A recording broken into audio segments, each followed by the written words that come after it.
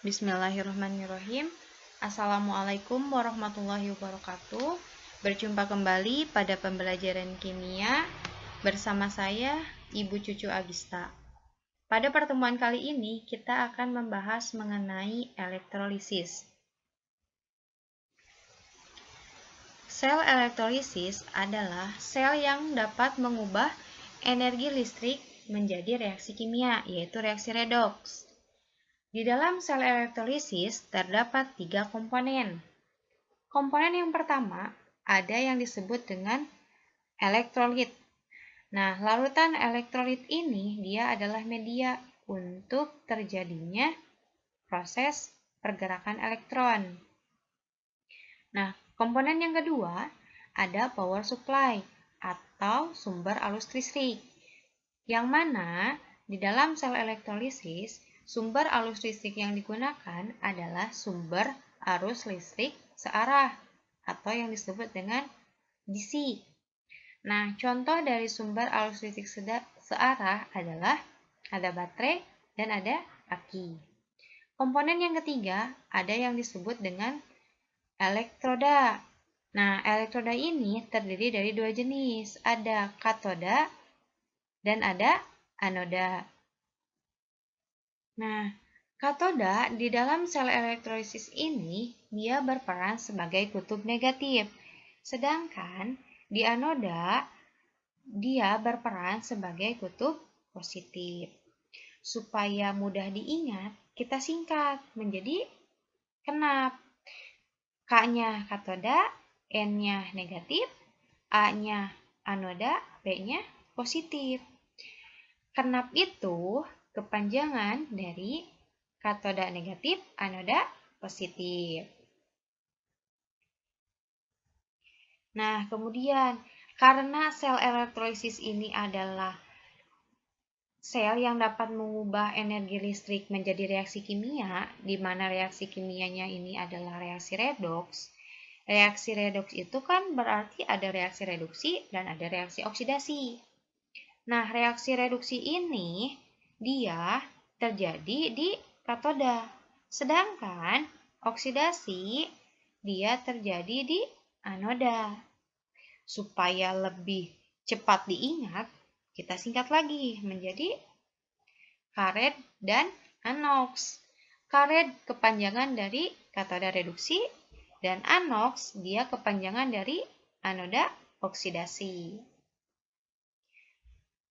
Nah, untuk mengetahui bagaimana sih reaksi yang ada di sel elektrolisis, mangga atau silahkan simak ketentuan-ketentuan reaksi yang ada di elektrolisis. Pertama adalah reaksi di katoda. Yang harus diperhatikan pada reaksi di katoda adalah yang pertama, lihat atau perhatikan wujud dari zat yang akan dielektrolisis. Dia wujudnya apa? Larutan, lelehan, atau leburan. Setelah kita perhatikan wujudnya, kemudian kita perhatikan jenis ion positifnya atau kationnya. Nah, ada aturannya. Yang pertama, jika dia larutan yang mengandung ion positif dari logam aktif, yang mana logam aktif itu adalah logam yang berasal dari golongan 1A, 2A, 3A, dan logam aluminium dan logam mangan, maka yang mengalami reaksi di katodanya itu adalah molekul air. Aturan yang kedua, jika dia lelehan atau leburan yang mengandung ion positif dari logam aktif, yaitu logam aktifnya adalah golongan 1A, 2A, 3A, logam aluminium, dan logam mangan, maka yang mengalami reaksi adalah ion logam positif dari logam aktif tersebut. Dan kemudian, jika ternyata ion positifnya berasal dari logam lain, maka yang mengalami reaksi sama logam tersebut juga. Seperti itu. Dan aturan yang ketiga adalah jika dia berasal dari larutan asam, yang mana kalau misalkan dia berasal dari larutan asam, dia itu mengandung ion hidrogen atau ion H+. Maka yang mengalami reaksi di katodanya adalah ion hidrogen. Selanjutnya adalah reaksi di anoda. Reaksi di anoda yang harus diperhatikan adalah jenis elektroda. Nah, jenis elektroda itu ada dua jenis. Ada elektroda inert dan ada elektroda non-inert. Kalau misalkan dia inert itu dia sukar untuk bereaksi. Sedangkan kalau misalkan elektroda non-inert, dia mudah bereaksi. Setelah kita tahu jenis elektrodanya apa, kemudian kita tentukan jenis ion negatifnya atau anionnya. Nah, ketentuannya adalah jika elektrodanya non-inert, yaitu mudah bereaksi, maka yang mengalami reaksi adalah si elektrodanya. Tuh. Sedangkan jika elektrodanya inert, berarti dia sukar bereaksi. Contohnya apa nih elektroda inert? Contohnya ada karbon, platina, dan ada emas. Bagaimana reaksinya? Ada ketentuannya. Yang pertama, kalau misalkan ion negatifnya berasal yang mengandung oksigen, jika ion negatifnya mengandung atom oksigen, contohnya ada ion sulfat, ion nitrat, maka yang bereaksi adalah molekul air. Dan yang kedua, jika ion negatifnya mengandung ion halida, yaitu ion di golongan 7A, ionnya apa saja? Ionnya fluor, klor, brom, dan iodin, maka yang mengalami reaksi adalah ion halida tersebut. Dan yang ketiga, jika ion negatifnya berasal dari larutan basa. Kalau misalkan dia larutan basa, otomatis dia mengandung ion hidroksida atau ion OH-. Yang mengalami reaksi adalah ion OH- tersebut. Supaya lebih paham, kita masuk ke contoh soal. Contoh soal yang pertama, tuliskan reaksi pada katoda, anoda, dan reaksi redoks yang terjadi untuk elektrolisis larutan natrium hidroksida dengan elektroda platina. Nah, yang pertama kita akan menentukan reaksi di katoda. Ingat yang tadi di ketentuan yang pertama, yang harus diperhatikan di reaksi di katoda adalah pertama, tentukan dulu nih wujudnya apa. Ternyata di elektrolisis larutan natrium hidroksida, wujud yang akan kita elektrolisis adalah berupa larutan, yaitu larutan natrium hidroksida. Setelah kita tahu wujudnya apa, kemudian kita perhatikan jenis ion positifnya. Ternyata natrium hidroksida ini dia akan terurai menjadi ion natrium dan ion hidroksida sehingga jenis ion positif dalam elektrolisis natrium hidroksida itu adalah ion natrium, yang mana ion natrium ini termasuk golongan 1A atau termasuk logam aktif. Berdasarkan ketentuan di reaksi di katoda, sehingga reaksinya itu termasuk ke aturan yang ke-1. Maka reaksi yang akan terjadi pada di katoda itu adalah molekul air. Kenapa molekul air yang bereaksi? Karena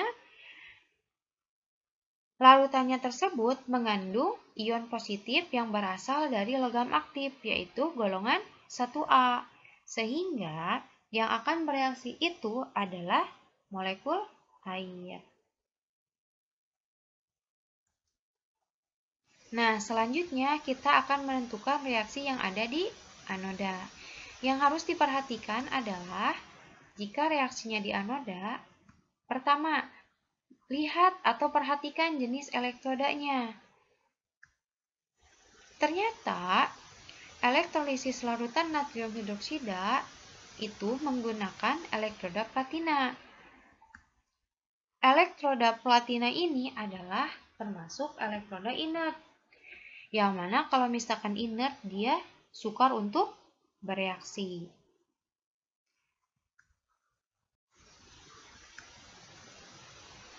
Setelah kita tahu nih jenis elektrodanya apa, kemudian kita tentukan jenis ion negatifnya.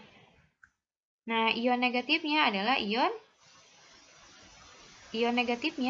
ion hidroksida. Berdasarkan reaksi di anoda, ternyata aturannya masuk ke aturan yang elektroda inert dan nomor ketiga. Sehingga yang bereaksi di anoda itu adalah ion hidroksida. Kenapa ion hidroksida yang bereaksi? Karena ion negatifnya itu berasal dari larutan basa, yang mana dia mengandung ion OH-. Sehingga di anoda yang mengalami reaksi adalah ion hidroksida. Reaksi di katoda kita sudah dapat, kemudian reaksi di anoda juga udah dapat.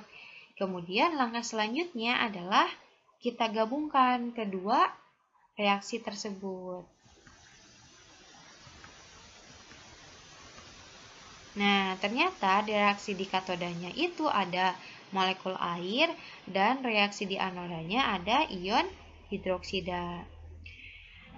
Elektron yang ada di katoda dia membutuhkan 2 elektron, sedangkan di anoda dia melepaskan 4 elektron. Supaya elektronnya bisa dieliminasi, maka kita kalikan. Di katoda kita kalikan 2 dan di anoda kita kalikan 1, sehingga hasilnya menjadi seperti ini.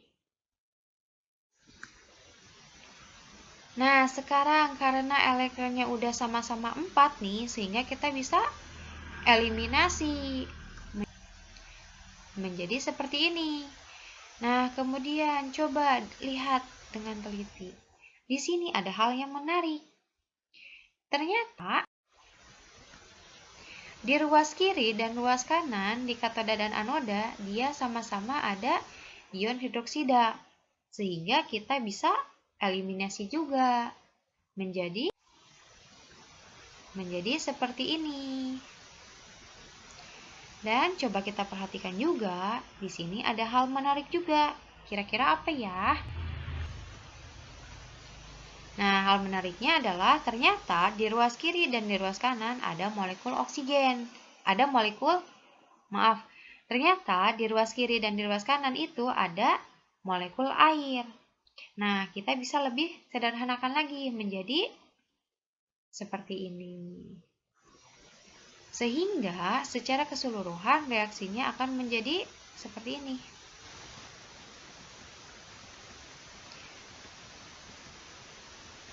Nah, reaksi keseluruhan dari elektrolisis larutan natrium hidroksida dengan elektroda platina yang mengalami reaksi di katoda adalah molekul air dan di anoda adalah ion hidroksida. Reaksi reduksinya molekul air, reaksi oksidasinya adalah ion hidroksida. Sehingga secara keseluruhan reaksi reduksnya adalah 2 molekul air dia terurai menjadi 1 molekul oksigen dan 2 molekul hidrogen. Sekarang kita masuk ke contoh yang kedua, yaitu tuliskan reaksi pada di katoda, anoda, dan reaksi redoks yang terjadi untuk reaksi elektrolisis larutan tembaga nitrat dengan elektroda karbon.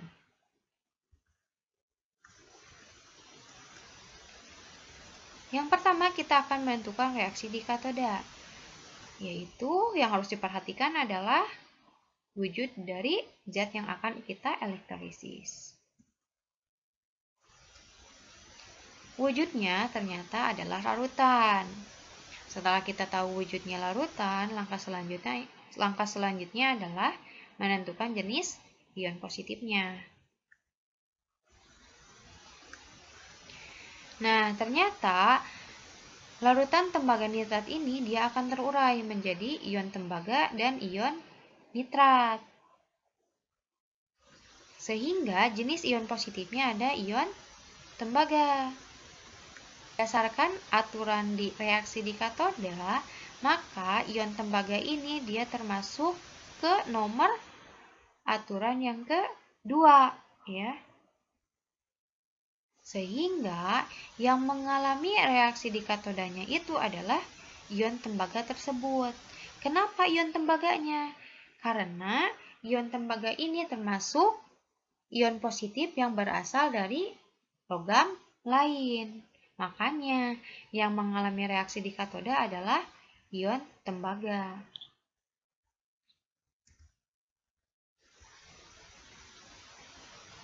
Selanjutnya adalah reaksi di anoda. Kalau reaksi di anoda yang harus diperhatikan adalah jenis elektrodanya. Elektroda yang digunakan adalah elektroda karbon. Dan elektroda karbon ini termasuk elektroda inert. Kalau inert berarti artinya dia sukar bereaksi. Kemudian, langkah selanjutnya adalah menentukan jenis ion negatifnya. Ternyata ion negatifnya itu adalah ion nitrat. Berdasarkan aturan di reaksi di anoda, ternyata ion nitrat ini termasuk di aturan yang ke-1. Sehingga reaksi di anodanya itu adalah molekul air. Kenapa yang bereaksinya molekul air? Karena ion negatifnya itu mengandung atom oksigen, sehingga yang bereaksinya adalah molekul air. Reaksi katodanya udah ada, reaksi anodanya juga udah ada. Langkah selanjutnya adalah kita gabungkan kedua reaksi tersebut. Nah, di katoda yang bereaksi adalah ion tembaga dan di anoda yang bereaksi adalah molekul air. Di katoda menarik 2 elektron, di anoda dia melepas 4 elektron.